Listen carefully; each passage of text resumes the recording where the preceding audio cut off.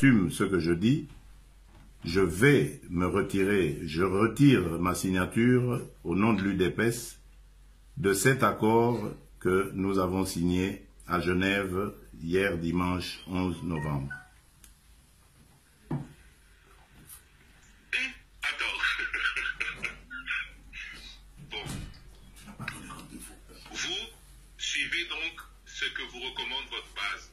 Mais pourquoi y avez-vous adhéré sans même demander que votre signature soit conditionnée à un accord du Congrès qui vous avait investi candidat à l'élection présidentielle pour le compte de votre parti?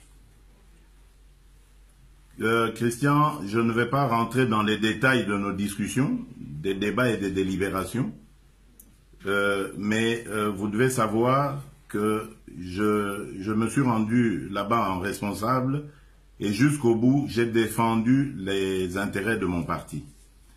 Et j'en profite d'ailleurs pour dire à la base de mon parti qu'elle se mobilise parce que dans les jours qui viennent, je vais descendre à Kinshasa à sa rencontre pour lui donner le compte-rendu de ce qui s'est passé à Genève, mais également pour la mobiliser afin qu'elle se prépare à entamer avec moi la campagne électorale qui va arriver qui va s'ouvrir dans quelques jours.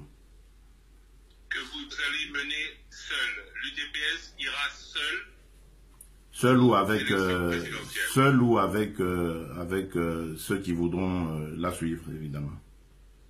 On parle de l'UNC, la base de l'UNC souhaiterait que vous et Vital Kamerhe vous rencontriez pour qu'il y ait à vous deux une candidature commune. Est-ce que cela est envisageable? Écoutez, pour le moment, nous avons été à 7 leaders autour de la signature de cet accord. Je crois qu'il s'est passé des choses. C'est à chacun, évidemment, des leaders de se comporter en fonction de ce que son parti va décider. Donc, à mon avis, c'est encore prématuré d'aller sur la conclusion d'un tel arrangement. Ma priorité, je la réserve à ma base. Donc, laissez-moi d'abord rentrer à Kinshasa dans les jours qui viennent, m'adresser à ma base, relever la température de celle-ci, et ensuite, je pourrai peut-être répondre à votre question.